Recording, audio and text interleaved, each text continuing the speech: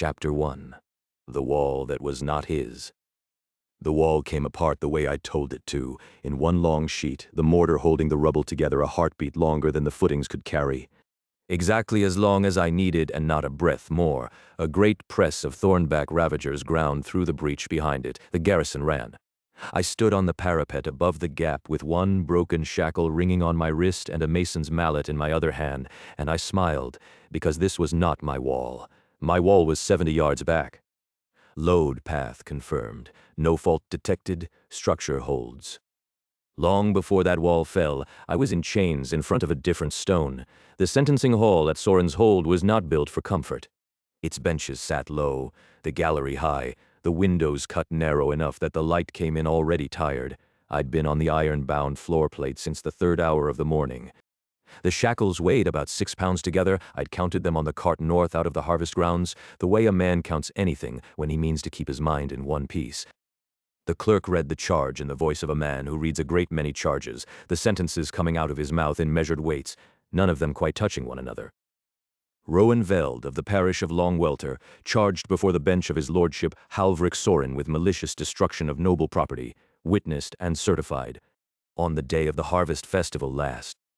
He left a small pause and read the appended findings. The findings were where the trouble lay, because they were true, and the truth did not change the charge. The aforesaid Veld did, by his own hand, and with implements of mason's trade, demolish the south wall of the Lord's 3rd granary. The said granary, then containing the better part of the year's stored grain, of which the greater part was rendered unfit by the action of his demolition. He set the writ down and read the second sheet without looking at me.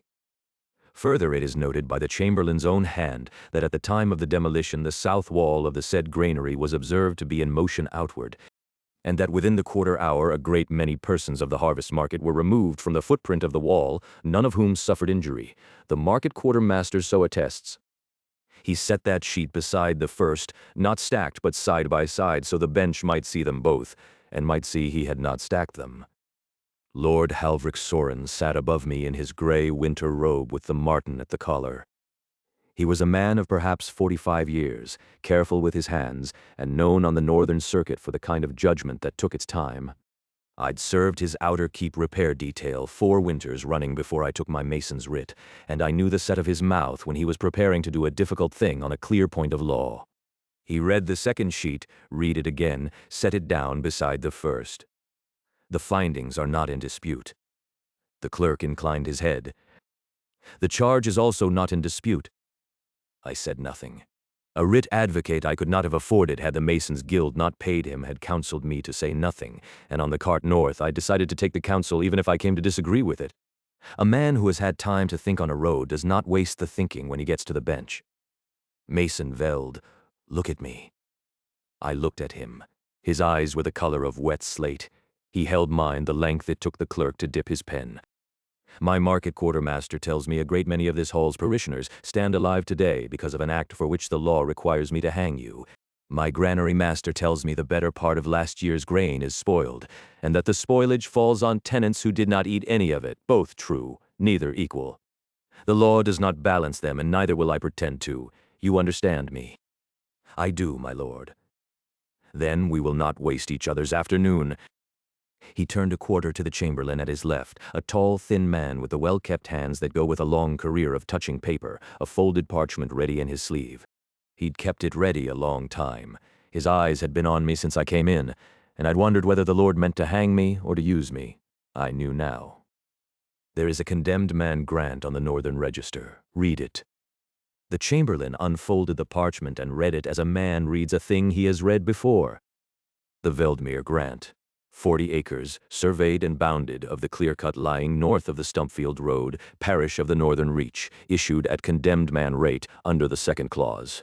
Production within 2 years required for tenure, reversion guaranteed in default, travel mark retained on the grantee's person until first registered production is certified. I knew the instrument.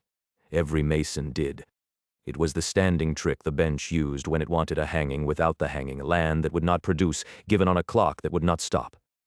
So that at the end of the term the land came back with your name written on the failure.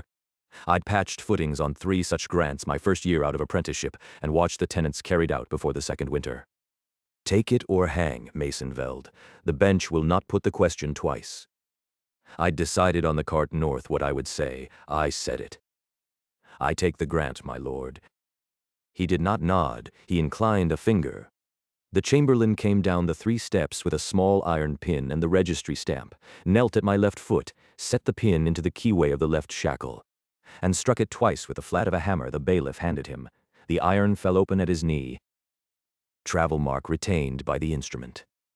He stamped the grant, folded it, and set it in my hand between thumb and first knuckle. Because my wrists were still cuffed to the ring that held the right shackle, he stepped back. 2 years, the overseer will meet you on the road. The bench is adjourned. They took me out the side door. The gray northern daylight was the color of pewter left out of winter. The bailiff cut the wrist ring with a chisel against the mounting block, and the broken cuff settled on my right wrist with a small, clean ring that broken iron makes when it has nothing left to hold. I closed my left hand around the folded grant and walked toward the north gate, the grant in my fist and the cuff cold against the bone. The hall and its clerks and its gray-eyed lord, all of them behind me, and none of them as I walked looking up from the next sheet of paper. Chapter 2, a second reading. The carter called me sir because he'd been told to. Marin Osvelt was half a day ahead of us the whole way.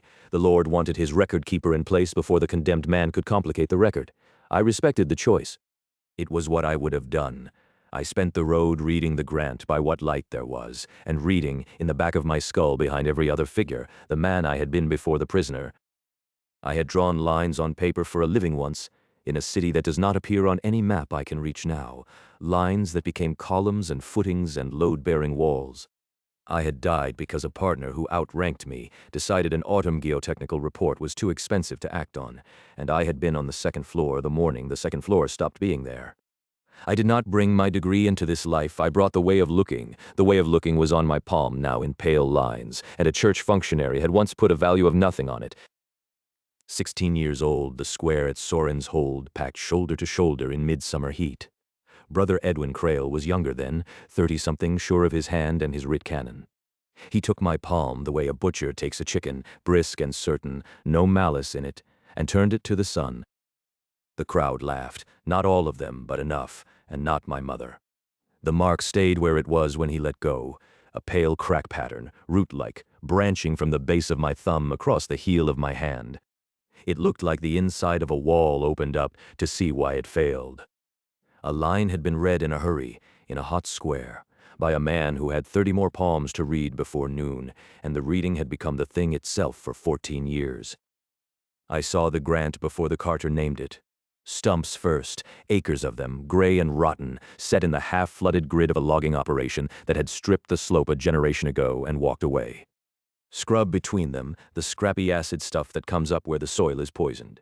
2 collapsed shapes in the middle distance, an old logging camp storehouse fallen in on itself, and beyond it a curtain wall, begun and never finished, its courses tumbled where frost had taken them. A creek ran brown and high through the south end, flooding the bottom acre to a sheen. In every line the eye drew it was unworkable, and the Lord had known it before he signed the grant. The carter knew it too. He gave a low, sympathetic grunt and did not turn his head. "You'll be the new grant holder then, Rowan Veld." Dunstan Orp. I burned charcoal on the eastern slope. I was here before the grant was a grant. The overseer lady rode through yesterday, wrote 3 pages standing where you're standing, and didn't speak to me past good morning. He said it the way a man reports the weather. "Grant holder Veld. Welcome to Veldmere. I have logged your arrival at 4:12, 5th day from sentencing, within the travel window. Your reporting interval begins tomorrow at first light." Overseer. I have also logged the initial sight condition. You're welcome to review it. She had written it before I arrived, and not to wound me. She had written it because she was a careful professional doing the work she'd been given. I nodded once, and walked past the desk into the ruin, and the gift came up the way it always did when there was a failure in front of it. The wall had failed outward at the southwest corner. The amber cracks ran back from the breach like a river finding its delta, and at the far end of the crack map every line traced to one origin. A frost line in the footing where the first mason had not gone deep enough. and a drainage channel cut through the foundation course because someone above his pay grade had wanted the storehouse to drain toward the creek instead of away from it. I could have written the report on the cart ride back. And underneath all of it, the amber ran out and did not come back. A long, flat absence, the reed of a bedrock shelf, unbroken, running well east under the rotting ground. The kind of footing a city would have killed to put a treasury on. I turned south, toward the creek. Faint under the mud, dense and even, firing-grade clay. Not a seam, but a bed of it, enough to brick a wall the size of the one the Lord could not keep standing. 40 acres of clear-cut wasteland was a second reading. I had been quiet a long time, the only move available to a dust-tier boy in a country that did not give second readings. I was not going to be quiet here. Can a man build something lasting on land that was meant to destroy him? Chapter 3, 8 feet down. I drove the first stake with the flat of the mallet at the hour the light came gray over the eastern stumps. The shackle on my left wrist made its small iron sound against the haft on every stroke. I had decided the night before, with my hand on a cracked block, that I would not pretend to be a local mason. Local masons built the wall I closed the day standing in front of. I had no quarrel with them, I simply was not going to repeat their work. 8 feet. That was the number I carried up the road. The frost line in this country sat at 4. Local convention put a footing at 5, 6 if the builder had been burned once. I was going to bedrock. The shelf sat at roughly 8 feet along the line, and Fault Reader had drawn it for me in steady amber at the ruin the evening before. I was not going to lay a stone on anything that could move. 8 feet. Yes. The convention here is 5. The clause runs 2 years, Grant Hoarder. You will spend the first of them in a hole. It was the first thing she had said to me that was not a logged fact. I straightened up and looked at her properly for the first time. A surveyor's coat, a brass compass on a cord, ink on the middle finger of her right hand, and the particular stillness of a person who has decided not to be impressed by anyone before noon. The convention here built that. The convention here built a wall that stood 30 years. You propose to better that on a condemned man, Grant, with a charcoal burner and a mule. I propose to better it with 8 feet. The wall that fell because a man cut a drainage channel under his own footing and let the frost have it. I am not going to cut the channel. The depth is not ambition, Overseer. It is the one place the ground in this country does not move. Write that down too, if you like. She held my eye a moment, and then she did exactly that. Walked back to the stool, made the note, underlined it. I heard the pen. I did not need to read the entry to know it said excessive excavation, non-standard technique. She had been told before she set boot on the cart north to document my failure. I had no quarrel with her either. There was only the work, and the work required a deep hole along a long line, and the work did not care what either of us thought of the other. But she had looked at the ruin before she came. She had known why it fell. She had asked the question to hear whether I knew it too. I filed that away and bent to the next stake. I marked the hillside south of the creek. 1 in 4 and dry wind comes off the ridge clean. A kiln mouth set into it will draw without a chimney the first foot of fire. You've fired before? I've burned charcoal a long while. A kiln is not a charcoal stack, but heat is heat, and a draw is a draw, and I know what wood does at temperature. There's seasoned beech char on the ridge I've held back 2 seasons. I never had a use for the high grade. Now I do. He said it without ornament. There were engineers on the page in my old life who, with twice his years, could not put a sentence together that clean. I crouched at the bottom of the first excavation and set my palm to the cut earth to read the shelf one more time before we widened the trench, and that was when the gift opened the first new room. New subskill unlocked, load path trace. A wall is a sentence. That is the thing I have never been able to explain to anyone who did not already know it. Every footing carries a word, and the sentence the wall is trying to say in the end is only one thing. Stay up. Get the grammar right, and it holds. Get it wrong, and the sentence ends in collapse. And the collapse is not punishment. It is the period at the end. The first word was the undersized footing. The second was the drainage channel cut directly under the wall line, water under a wall, and water under a wall in this country is ice a third of the year, and ice does not negotiate. Winter after winter, the amber laid the failures over the diagram like growth rings, each ring further from true until the diagram stopped being a wall and started being a heap. You do that a fair amount, stare at the air. I'm reading the old wall. The old wall's been down 30 years. It's still telling me why. Get your beach. We're going to need the high grade sooner than I said. He went without asking what I had seen. He had watched me set a footing to bedrock and drawn his own conclusions, and a man who draws his own conclusions does not need yours read aloud to him. Chapter 4. The Iden Bridge. We had sold the first surplus to a place called Briar's End, a granary with a wall going the way of the western ruin, and a headman with enough sense to write a contract. The contract was the point.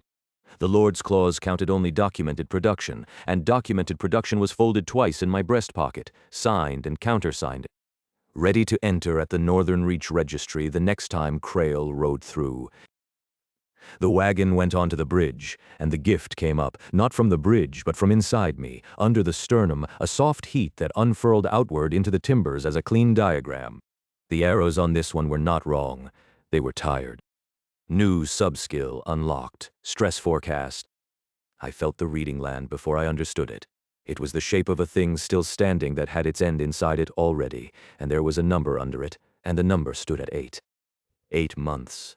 The bridge had that and no more, and I was standing on it with a ton of brick behind me and 2 boys on the bench. You do not, when a wagon is on a dying bridge, change anything you are doing on the bridge. I kept the team at a walk. I counted the center piling under us by feel through the boards. Undersized for the span, fatigued at the waterline, a handful of good freezes from coming out from under the deck. I finished crossing. On the far side I let the team breathe and looked back at the pilings the way a man looks at a face he has just been told something about. Master Veld, you're a long way south of your grant. Briar's End granary, we had the brick they needed. This will want entering at the reach. That was the hope, brother. The bridge will not see next winter through. The bridge. The center upstream piling, undersized, fatigued at the waterline, a few freezes, no more. I'd not run a loaded wagon over it after Candlemas. I'll note it. Thank you. A man rode south at noon and told me in the plain manner of a tradesman naming a defect that this bridge had 8 months in it. He did not stop to be believed. He climbed onto his wagon and went. The contract in my satchel was already irregular. The warning he had given on top of it was worse than irregular. It was not the kind of thing a writ reader writes. The piling was, as he had said, undersized for the span, pitted at the waterline, where the ice had been at it season on season. I had crossed this bridge perhaps 400 times in my circuit, and never once looked at the timber under it. I looked at it now. Then I took out my book, and I wrote down the date and the name of the bridge and what the brickmaker had told me, and I underlined the figure 8, and I closed the book and got back on the mare. Chapter 5. The Overseer's Ledger. I had been awake since the noon session, the candle on its second wick, and I had 3 things on the desk that did not agree with one another. The deed, the trade and levy compendium, my father's copy, his pencil in the margins, and a smaller book, bound in flaking calf, precedents of the Northern Reach which nobody in the province owned but me, and which I had carried up here because I had thought, leaving Sorren's hold in the spring, that I would need it. I had needed it. I had read the relevant chapter 3 times since the trestle table broke up at 4, and the citation Rowan Veld had given me was where he said it was, on page 147. In a hand my father had annotated twice without disagreement. My job, when the Lord gave it to me in March, was a quiet one. Ride to a condemned man grant, sit at a folding desk 2 years, and write down in a clean professional hand the manner in which a man with no resources failed to meet a production clause. He did not say document the failure. He did not need to. He gave me a ledger, and the ledger had columns, and the columns had a shape. I had filled the columns honestly for 4 months. That was the trouble. The afternoon session had been about the levy, a real ambiguity, the kind you find twice in a career, in the classification of fired brick sold off a grant within the first 18 months. Land produce at the grant holder's rate, or trade stock at the freeman's rate, which a condemned man grant holder cannot lawfully claim. The compendium did not say. My father had written in the margin, C. Halvering v. Crail, and drawn a small question mark. I had laid the question on the trestle table in front of Rowan Veld and explained it as clearly as I could, because I do not bait men I intend to out-argue. I gave him the cleanest version of my own case. I told him how I meant to resolve it, in the ledger against him. He listened the way he listens, without the small movements of a man preparing his answer. When I was done, he reached behind him to a shelf and took down a slim book and a folded sheet of his own notes and the deed, its corners worn soft. The compendium is right that it does not say, Halvering v. Krail settled it for unfired clay, which is why your father drew the mark. He could not extend it, but the extension exists, Vesper v. Orp, 1304 Northern Reach precedents. Brick fired on the grant from clay native to the grant remains land produce until the kiln is licensed for trade, and a condemned man grant cannot be licensed. The Lord himself signed the relevant statute in 1419. He passed me the book. He had marked the page with a strip of birch bark. He said it without flourish and without any pleasure at having found me out, which was somehow worse. I read it twice, slowly, my finger under the citation. The case was where it had to be. The statute was real and in my own father's hand in the cover of the codex I had carried up the mountain. I had read past it 3 times. I did not change my expression at the table. I closed the book, thanked him for the citation, and went back to my tent, and I spent the 8 hours between the 3rd hour past noon and the 11th looking for a counter-argument. There was none. The ambiguity that had stood at noon was closed by sundown, and what remained on the desk by the 11th hour was a settled question with my own father's signature underneath it, and an overseer who had come to it 8 hours after the man in the kiln yard. I want to be precise about what happened next, because I have been precise about it in private and have not yet been precise about it on the page. For 4 months I had told myself a story about Rowan Veld in 3 shapes and moved between them as the evidence required. That he was a fraud who had hidden a tutor's training under a forger's hand, that he was lucky in the way men are sometimes lucky, the kiln holding because the wind shifted, that he was being coached from below by someone in the southern guilds, which I liked because it gave me something to chase down through letters. At the 11th hour I named the 4th shape, the one I had been refusing. He simply knew. He had read the deed in March and worked through the codices in April, and by the foundation depths in May, he had already been ahead of me, on the depths, on the kiln temperatures, on the levee, since the day the cart unloaded him. I sat with that. Then I considered the Lord's instruction which he had not spoken, and which lived in the shape of the columns. My father taught me that an overseer who writes what the Lord wants to read is not an overseer, she is a courtier with a desk. He taught me that the ledger is the only thing in a province that does not lie, and the day you lie in it is the day you stop being the thing your family has been since the first Osvelt rode out to a frontier with a writing case strapped to the saddle. I struck it through, and beneath it, in the hand I had practiced since I was a girl, I wrote, resolved in grant-holder's favor, Vesper v. Orpe, statute of the Lord Sorren's own signing. Levy classified as land produce. Grant-holder's reading correct. I dated it for the afternoon, when it had been resolved, regardless of how long I had spent that night refusing to know it. I wrote it because I did not want to be the woman my father would have refused to leave the codex to. I closed the ledger and sat with my hand on the cover a long time. I had not lost an argument like that in 4 years of provincial work. I sat until the candle guttered to the brass, and pinched it out, and went to bed in my clothes. Chapter 6, where it's going to fail. I had walked out past the kiln yard at dusk, meaning only to look at the ground. 6 months of brick had earned me the right to look. I stopped where the foundation would run if I were ready to call it, and let the day finish around me. The shackle on my left wrist had stopped ringing months back when I learned to hold my arm a certain way. It was a presence now, a travel mark for a journey that had ended in the place I was standing. Construction blueprint unlocked. The wall came up out of the ground in front of me in a clean amber line, footing first, course by course, the bastions rising at the corners, the capstone running unbroken, the drainage gradient cut into the ground beneath it, sloping away from the footing in the angles I would have drawn, and then the kill corridor opening from the foot of it, cleared ground enough to deny cover, the crossbow angles laid from each bastion in overlapping cones so that no square foot went unanswered. The whole of it stood in front of me, read off the dirt like a sentence already spoken. In the prior life I had drawn this on paper, and the paper had lied 3 times over. It assumed the ground was what the survey said, the mortar would set at the temperature the supplier swore by, and the man pouring the footing had slept. The amber assumed nothing. The amber was the wall as it would actually stand in this dirt against this ridgeline and this wind. I walked into it. I came to the northeast corner an hour later and stopped. The blueprint put a flank bastion there, conventional placement, projecting past the curtain by what the manuals call sufficient. It was wrong. I could feel it being wrong before I could say why, and I made myself look at what the bastion was looking at, which was the approach, which was the corridor, which was the slope, which was the ridge. There was a fold in the ridge a conventional engineer would have missed because he would have read the ridge as a single line on a survey sheet, a man's height of dead ground. A ravager could lie in it, a pack could. From the conventional bastion, the fold was blind. I shifted the bastion east in my head until the fold opened under the new sightline, and the corridor's overlap thinned by a hand's breadth and recovered. I walked the new angles 3 times to be sure I had not lied to myself. I had not. But the blueprint was the wall, as I understood the approach that night, and the approach was not the only question. I crouched and put my hand flat to the old logging road that ran off the line because something about it had been bothering me since I staked it, and the gift opened a second time before I had finished the thought. Skill acquired, terrain read. The road under my boots was no longer a road, it was a corridor.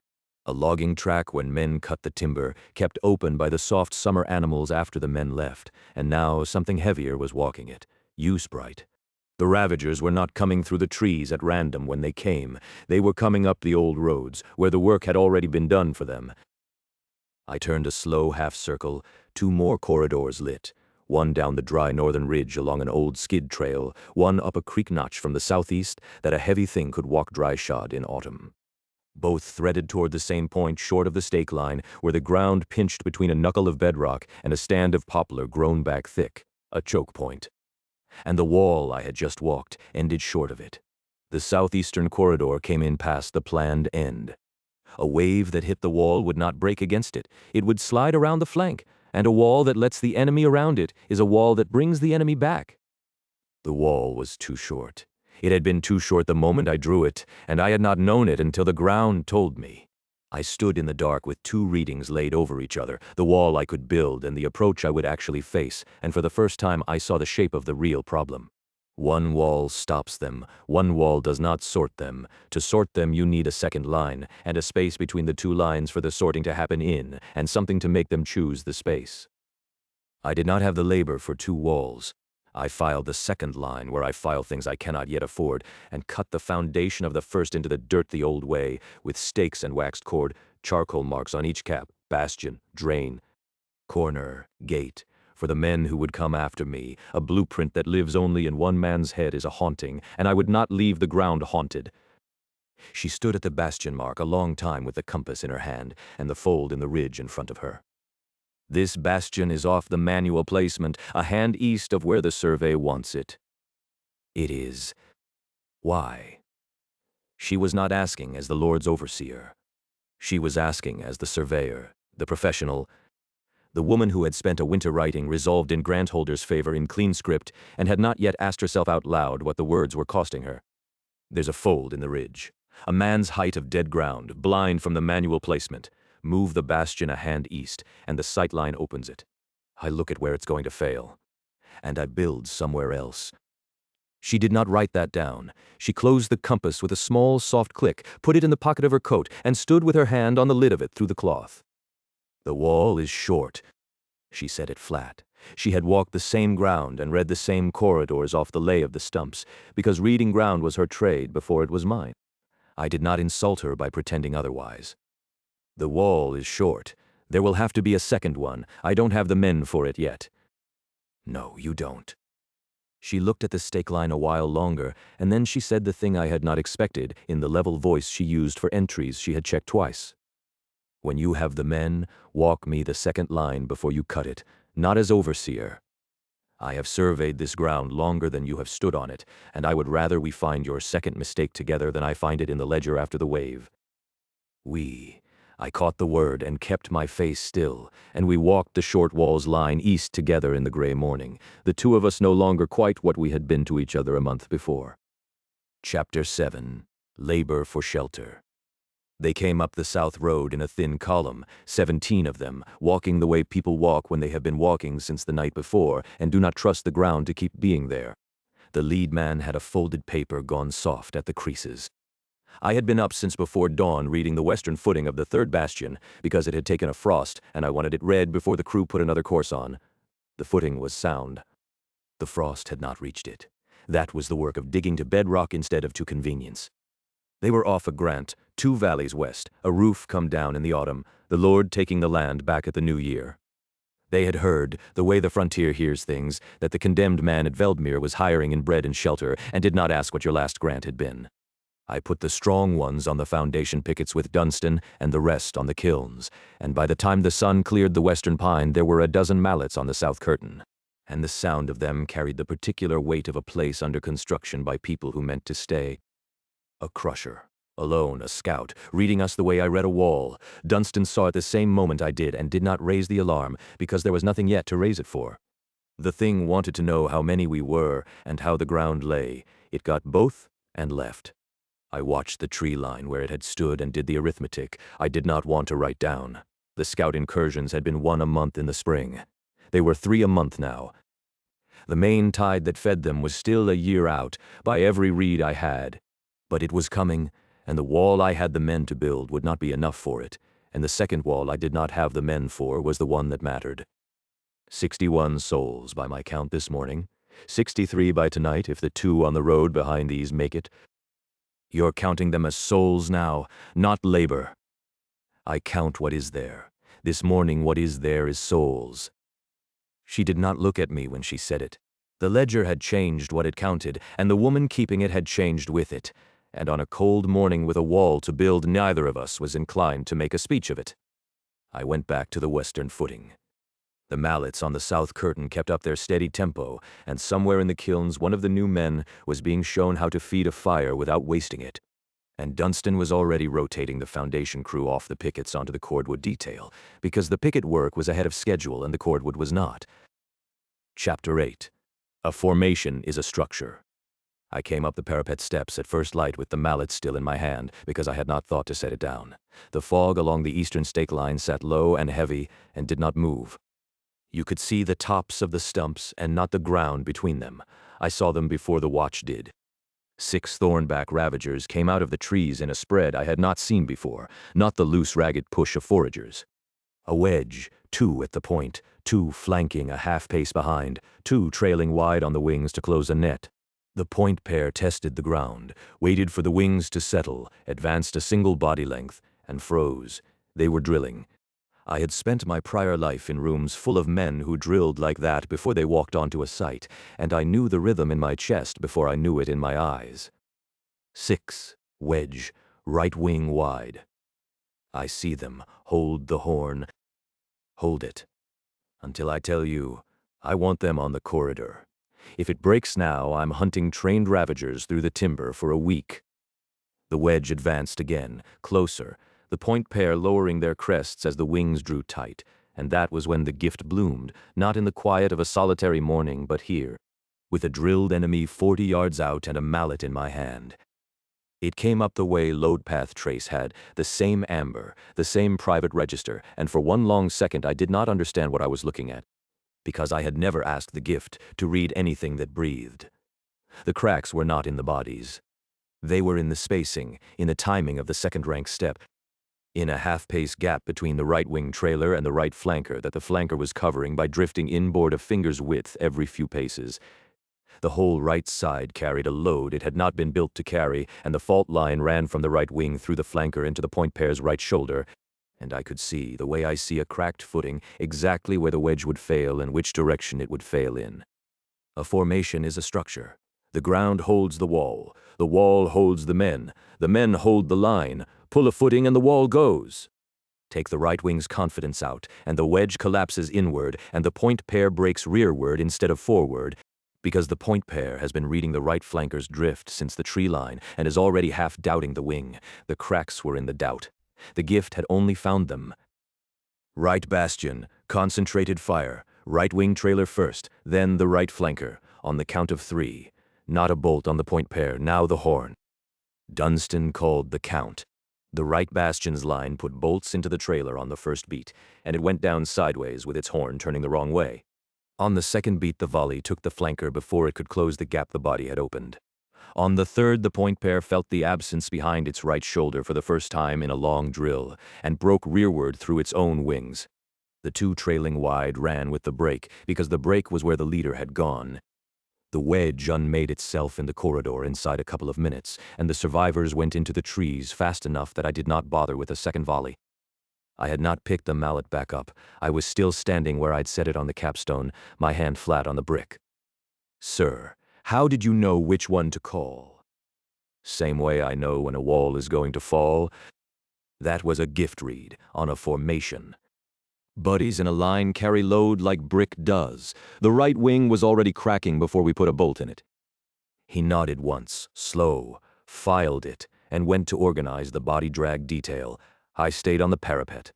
The fog was burning off, and the right-wing trailer lay with its head turned wrong in the middle third of the corridor, exactly where the drill had been designed to put it.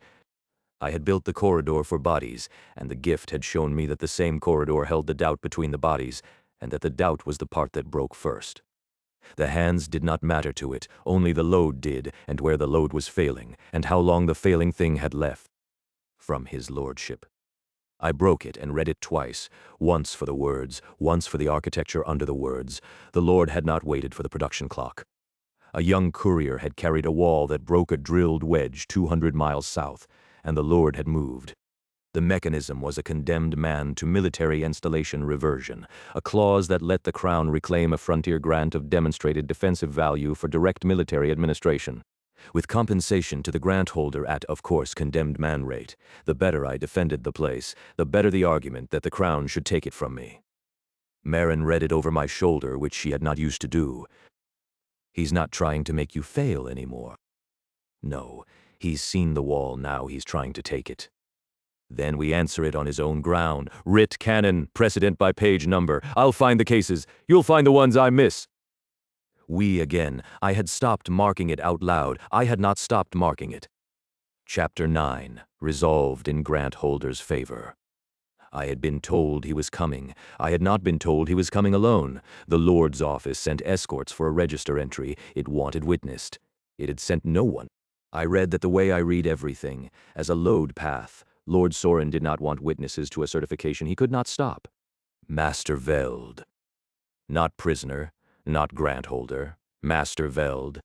Brother. The production clause requires demonstrated continuous output of registered taxable goods for the full term. The Lord's office acknowledges the documented brick shipments. Overseer's ledger. Confirmed against the Lord's office record, no discrepancies. She set her ledger flat beside the registry and turned it to the page. 2 years ago that hand had written unworkable, marginal on a fresh sheet in front of me. I kept my eyes on the page. There was a thing rising in my chest, and I did not want it in the room before Crail was done with his nib. Sign here. Overseer, countersign. The writ reader certifies, on behalf of the Northern Reach Office, that the production clause of the Veldmere grant is satisfied. The reversion mechanism as written cannot engage, and the grant stands. He pressed the seal without looking up, which was a kindness. A man who has been beaten on a frontier writ does not want a witness to the moment, even a friendly one. Then he closed the registry and laid one hand flat on the cover. The unofficial portion is that I would like to stay the night, if there is a fire and a tin of something warm. There is a fire. I have been trying to put this sentence together since the bridge. I was a young man at your gifting. I read the mark correctly. Fault reader, dust tier, and I read the public meaning of it wrong. And I laughed with the crowd because I was young enough to want them to think I belonged in the cassock. He looked at the firemouth, not at me. I have written Mason's trick into more registers than I can count, and meant it kindly, the way a man means a small word kindly when he does not have a larger one. The tier is the floor of what the holder makes of it. I did not understand that until I watched you raid a bridge. There is a way to take a confession like that and make a man pay for it. Let the silence work until he offers something, then keep what is left over. I would not. Brother. The crowd laughed because a boy in a cassock laughed first. You did not put the mark on my hand or write the tier into the doctrine. You read what was in front of you the way you were taught to read it. I have spent 2 years building a wall on land that was meant to bury me. I am not in the business of burying anyone else. Thank you. Drink your cider. Chapter 10. The King Post. I had read the shed from the gable on my way past, the way I read everything now without deciding to, and the read had come back wrong. The king post had a knot in it the builder had set proud against the fork of the load, and the wet snow on the windward pitch was pulling the fork open along the grain of the knot. There was a number under it, and the number was small. Marin out. Now. One moment I am counting roof bolts. Out. I crossed the room in 4 strides. The groan above us was the long, soft sound of a thing that had decided. I caught her at the waist with my left arm, took her off her feet, and was through the door with her when the king post let go. We landed in the snow a distance from the door. She rolled to her knees, looked back at the collapsed shed, then up at me, her hair wet through, and her hands red with cold. Breathing the short, hard breaths of a person who has felt the air move on the back of her neck. How long had it? An hour less. You read it from outside. From the gable. The knot was hiding the fork. I missed it on the first walk. You did not miss it. You came back. I had no answer for that. She stood without my help, and we walked toward the draft room with the shed settling down behind us in its last small sounds. We did not speak for a long time. The fire was loud the way fires are when nothing else in a room is making noise. Her wet sleeve steamed at the cuff. My shackle had stopped ringing and lay cold against the bone of my wrist, and I felt the cold of it without resenting it, which was new. I had read more failures than I had bothered to count, and I had not, until that hour, read one with somebody I would have grieved standing under it. You came up to count roof bolts in a snowstorm because the second mason cut his thumb and we were short. You do that. You do the work that is in front of you even when it is not your work. That is what an overseer does. That is what you do. I have read the deed. The deed does not have you stacking flue vent or counting roof bolts in it anywhere. She looked at the fire. The color came up in her cheeks anyway, slow and visible. You are going to say I am good at my job. You are good at your job. That is not the thing I am saying. Then say the thing. I am saying I came back. I am saying I will always come back. That is the most of it. I have words for tonight. She was quiet a long moment, and when she spoke it was without smile or flirtation. A small, clean anger under it, the anger of a person forced by the simple movement of an arm at her waist to admit the ledger she had been keeping in her head was no longer the ledger she was prepared to defend. You are an impossible man. She stood, walked to the door, and went out into the wet snow without her cloak. I heard the leather hinge creak shut behind her, and I did not get up to follow. I had come out only to read the kiln flue for a hairline I'd felt the day before. I did not get to the kiln. It was a register change, not a subskill, the difference between hearing your own heartbeat because it has begun and hearing it because you have at last been quiet long enough. Every brick I had fired, every footing I had set, every arch and tie and drainage gradient, all of them in me and through me, reporting their state the way the body reports a limb. Sovereign fault. I had not asked for a name. The system gave one anyway, and the meaning of it came up under my hand the way the bedrock had come up under it 2 years before. The other reeds told me what was. This one offered to let me write. I could build a thing sound in every course but one, hold the one in my head and let it go when I decided the load was right. A controlled fault, a wall that would not fall until I told it to, and would fall exactly where I had told it. I stood with my palms open at my sides in the cold gray and let that sit, because I already knew what it was for, and somewhere across the yard a door swung on its leather hinge, and I did not turn to see whose. Chapter 11, Iron Tear. I have been a writ reader a long time, long enough to have certified the small clean tier steps the church has language for, iron to steel, steel to bronze, perhaps a dozen times. Those are the steps a gift takes with years and a bloodline behind it. The way water finds the next stair down. They are routine. I am, on most mornings, competent at routine. This was not a step. A dust tier gift does not breach to iron. The records run back 6 centuries. The last credited case was decades before my birth, a girl in the southern marches whose gift jumped during a granary fire and burned out the same week. Dust to iron, with no noble blood behind it, is in the proper bureaucratic sense an event that does not happen. The boy had stood in the center of his settlement and told me what the window said in the same voice he uses to ask whether I want cider or water. No performance to it, a report. When the wax had cooled, I crossed to the doctrinal shelf, taller than I am, which I had not opened in years, and took down the codex I wanted. There is a doctrine 2 centuries old, written for exactly the case I had just certified and used perhaps twice since the ink dried. A gift that advances under no patronage but its own work has demonstrated on the face of the advancement that the work is what the Church should protect.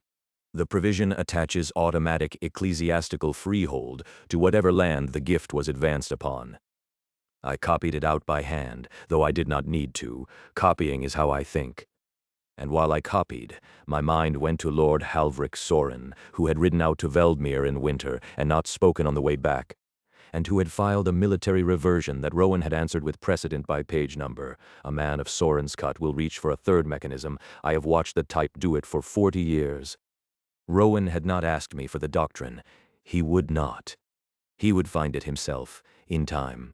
But he would find it after the third writ arrived. And the distance between those 2 moments was the distance I could close by riding out today with the copy in my saddlebag. I sealed it with my personal seal, not the office one, and dressed for the road. It will save you a fortnight when his third writ arrives. A third one is coming, then. A third one is always coming. There was cider offered, and refused with thanks. While we spoke, a kiln worker laughed at something Marin said dryly over her shoulder, and the sound of that laughter was the most ordinary thing in the yard. And I marked it as a thing that should not have been possible on 40 acres of clear-cut 20 months ago. I am 61 years old. I have filed 9,000 writs, and I have been wrong on perhaps 200 of them, and I have corrected in writing under my own seal perhaps 40. The arithmetic is not flattering. What I can still do at my age is ride out before sundown with a doctrine in my bag that the boy does not yet know to ask for, and put it in his hand a fortnight ahead of the harm. That is a smaller thing than I once thought the office was for. It is also, I find, the only part of the office that has ever mattered. Chapter 12. The second line. I had the men now. The wave that fed the scouts had thickened all autumn. Terrain red showed me the corridors brighter every week, all 3 of them threading to the choke point at the bedrock knuckle. The new curtain was sound, and the new curtain was short, exactly as the ground had told me a year before. So I built the second line, and I built it where I had promised her I would not cut it without walking it with her first. You're not pulling the old wall. No, I'm finishing it. It's mortared rubble. It will never read clean. You taught me that much yourself. The aggregate's wrong. The cure's wrong. It will not stand a crusher. It is not meant to stand a crusher. Walk it with me. I walked her the whole plan in the cold, the way I had walked her the bastion fold a year before, because she had earned the walk, and because there was no one else on the grant who could find my second mistake. 2 walls. The old ruin rebuilt as the outer line, close enough to the trees that the tide would reach it first, low enough and rough enough that it would look like the only thing we had. The new curtain 70 yards back, the real wall, with the militia and the bastion fire, and between them a corridor, the kill box. The whole question was how to make the tide commit to the box instead of sliding around the flank to the choke point. You make the outer wall the prize. You let them break it. I let them break it where I choose. There is a 40-foot run on the outer line, here on the corridor's mouth. I am going to build it sound in every course but one. A keyed footing, a single drawn pin in the foundation, my own hand, no one else's. When the tide is committed against that run and pressing through the mouth of the box, I pull the pin and the run goes outward in a sheet and it takes the front of the tide with it. And it opens the box behind it so the rest pour in where my real wall and my real fire are waiting. She was quiet a while. She was not a mason, but she had surveyed long enough to see it, and her face did the small thing it did when an entry checked out against a second source. You are going to drop a wall on purpose, with our own people 70 yards behind it. With our own people behind the wall that holds. The garrison the Lord is sending to assess his reversion, the captain and his observers, I will put on the outer line, at the strong end, away from the keyed run. When it breaks, they will run for the new curtain, which will not break, and they will be standing on it, watching, when the box does its work. So the crown's own witness sees the tide break on your wall, and not on the Lord's law. That is the only argument I have ever needed to make. I just needed a wall big enough to make it on. She did not write any of it down. She closed the survey kit and stood with her hand on the lid through the cloth, looking at the long pale strip between the 2 walls where the box would be. The third writ is the Crown Land Review. It came at first light. Crail was right to the week. The argument is that you have raised the land's value tenfold, so the condemned man instrument no longer matches the asset, so the deed is void and the land reverts to crown management. The harder you worked, the better the argument got. There is no answer to it in the writ canon. No, there is no answer in the writ canon. There is an answer in the doctrine Krail put in my saddlebag, and there is an answer on the outer wall. I am going to give the crown's captain both on the same morning, so that when the doctrine reaches the bench already knows what the captain saw. She looked at me a long moment. Then she reached into the survey kit and took out a small iron pin, the kind a smith uses to drive a rivet from a shackle bolt. I had seen it on the road north, 2 years before, and not thought of it since. When this is done, and the deed is yours and not the crown's, I am going to want this back from you for a different use. Build your wall, Rowan. Build it to fall exactly where you say. She put the pin away in the kit and closed the lid, and the survey kit went back over her shoulder on its strap the way it always did. She had not said we.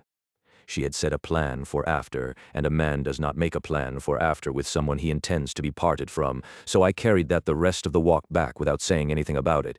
And neither did she. Chapter 13. The Wall That Was Not His. I had read the tide for a week as it gathered, and Terrain Red had laid it out for me like a wave laid out on a survey sheet. The 3 corridors, the choke point, the press of bodies funneling exactly as the ground wanted them to into the mouth of the box. Against the 40-foot run with the single drawn pin in its footing that no one alive but me knew was there. I had walked the outer wall in the dark with fault reader open, end to end, and it read sound in every course but the one I had built to fail. The keyed footing sat under my hand like a held breath. I had built a wall that lied. After 2 years of building walls that told the truth, it was the most honest thing I had ever made, because it would do exactly what I had told it to and not 1 course more. The captain felt it before he understood it, the outer wall under his feet, taking a load no rough mortared wall should take, and giving back nothing, because the strong end was sound. And then the press at the keyed run building and building toward a number only I could see. I waited until the box was full. You do not pull the pin when the wave reaches the wall.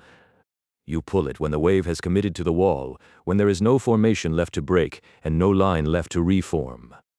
When the whole front of the tide is leaning its weight on a thing that is about to stop being there. I read the load up through the amber, and at the top of the number I set the mallet to the drawn pin in the footing and struck it once. The wall came apart the way I'd told it to in one long sheet, the mortar holding the rubble a heartbeat longer than the footings could carry, exactly as long as I needed and not a breath more. It went outward into the front of the tide, and took the front of it down under 40 feet of falling rubble, and opened the box behind it, and the rest poured into the corridor where my real wall and my real fire were waiting. Right flank bastion, concentrated fire, the corridor's middle third now. Load path confirmed, no fault detected, structure holds. The new curtain did not move. The first crusher staggered back from the bastion footing it had hit at the angle I'd calculated for it the previous spring. The second swung its armored head into the same footing and broke its own neck against its own charge. The corridor did the rest. I had built the box for bodies, while the outer wall had been built for the one moment it would stop being a wall, and between the 2 of them they did the work I had set them, and I had not lifted anything heavier than a mallet. He was not a stupid man. The Lord did not keep stupid captains. He counted the angles the way a swordsman counts another swordsman's reach. He had stood on a wall built to fall and run from it to a wall built to hold, and he had felt the difference in his own boots, and there is no land review filing that survives a man's own boots. He met my eye once across the corridor, gave a single nod, and walked back to the gate tower without speaking. Both of us knew what the count meant. Neither of us needed to say it. Chapter 14. The Deed. He did not apologize. I had not expected him to. A feudal lord does not apologize to a former prisoner, and I had read enough precedent by then to know the law did not require it. The law required acknowledgement of demonstrated frontier defense value, and acknowledgement was what I had asked for. And acknowledgement was what he came to give, because his own captain had stood on my wall while the tide broke, and the crown doctrine Krail had carried in his saddlebag was already on the bench. And between the captain's boots and the 2-century doctrine there was nothing left of the land review to argue. He read the room first, the way a man reads a debt he had not been told he was owed. Then he took up the wax stick, held it in the candle, let the red pool on the parchment at the seal mark, and pressed his signet into it. It is signed. I put my hand on the corner of the deed. The wax was still warm under the parchment. I had spent a long career in another life signing off on drawings other men had approved before me, and a year on this grant signing off on my own. The wax cooling under my hand was the first seal I had ever taken from another man's signet that I had earned without his consent. I would ask one more thing. Ask. Labor hire rights at standard wage, the same as any freeholder in the province. Granted. I left my hand on the corner of the deed a long while after he had gone. 2 years before, a chamberlain had set a folded grant in my hand between thumb and first knuckle because my wrists were cuffed. Now a lord's wax cooled under my palm, and both my hands were free, except the one the law still marked. I had built a value that was supposed to void me, and the value had bought me the deed in its place. The crown lawyer's neat cruelty had failed on the one fact he had not weighed. A wall the crown's own captain runs from is a better argument than any clause a crown lawyer can draft. Chapter 15. Dawn on the new curtain. We had built the second kiln in stolen hours. Between writs and counter-writs, Dunstan and I setting the footings ourselves, firing the test chamber at midnight, letting no one outside the yard know it existed until the day it did. There is a kind of work you do because the work itself argues for you. This was that kind. The overseer of the grant, the Lord's instrument of documented failure, had spent the afternoon stacking flue vent with Dunstan because the second mason cut his thumb and we were short. She crossed to the cooling plank and lifted the first brick to the kiln light, turned it the way a writ reader turns a sealed page before breaking the wax, tapped it against the iron rim of the kiln door, and listened. It rang true. Vitrified through, no core flaw. She said it the way she had once said resolved in grant-holder's favor in her ledger at midnight, quietly, with the small precision of someone who refuses to lie even to herself. She set the brick down, did not let go of it for a long moment, and then did, and crossed the yard toward me. She reached me without saying anything, took my left wrist in her hand, turned it palm up, set the broken shackle against her own forearm to brace it, and worked the pin into the pinhole of the old bolt with the steady patience of someone who had decided. It was warm from my skin. It had ridden on my wrist since the chamberlain struck the first one off in the sentencing hall, through every mile of road and stake line and parapet and kiln fire that had brought us here. She set it down on the kiln stone next to the first good brick. Then she kissed me. It was not a question. It was a statement of fact, concluded, the way she put down a brick that had passed a test, the way she struck through a half-written entry with 2 clean lines and wrote what was true beneath it. He set it into the flask. 2 of the kiln workers laughed. One clapped him on the shoulder hard enough to stagger him, and Dunstan said nothing. We were on the parapet at first light, Marin and I, 2 cider tins on the stone between us untouched, her hand in mine. My left wrist was bare. The band of pale skin where the iron had ridden was a brighter thing in the dawn than I had expected. I read the wall with fault reader as the sun came up, from the northeastern flank bastion all the way around to the gatehouse, footing by footing, capstone by capstone. Iron tier carries further than dust did. I could feel the load run from capstone down through the courses into the footing into the bedrock shelf I dug deep to find. While Marin wrote excessive excavation in her ledger and meant it. Nothing answered back. No hairline ran the cap, no stress shadow bloomed under the seams, and in 2 lifetimes I had never stood inside a thing I had built and read it this clean. The Lord's master builder had certified the curtain at Sorren's hold last autumn. I had walked that one on a brick run, and the amber had bloomed off it like a fever. This was something else. This was a wall. I had said dawn. Marin did not move her hand from mine when he came up. Dunstan, who had not used to write things down, sat on his heels at the parapet's edge with the tablet on his knee. He wrote it down. He underlined the 12. We had broken the tide. Not the last of them, the next was a year or more out, and the wall I had built would not be enough for what was coming, and the second wall would not be enough either. And there would be a third after that, and a fourth, and somewhere in there a man would have to teach a son or an apprentice to read the capstones the way I read them now. I had known that before I laid the first stake. A wall is a sentence, and the sentence the North was writing was a long one, and I had finally learned the grammar of it. Domain, Veldmere settlement. Warden Rowan Veld, iron tier, freehold deed confirmed. Population, the whole of it, awake below. Defensive status, new curtain. No structural faults detected. Tide status, main body repelled, next wave, a year and change. Next objective, second wall line, design confirmed. Sovereign fault, active. Sovereign fault. They had read the line on my palm 20 years ago and laughed, and the line had said the man who holds this can find the failure in anything. They had not read it carefully. It does not only find the failure on the right ground, in the right hand, it gets to choose where the failure goes. I had chosen, and a wall had fallen exactly where I told it, and a deed had come back to the man it was meant to bury. They had given me 40 acres of worthless clear-cut to die on. I had built a ward mark on it instead, and the next man who calls a dust-tier gift worthless will have the wall to argue with.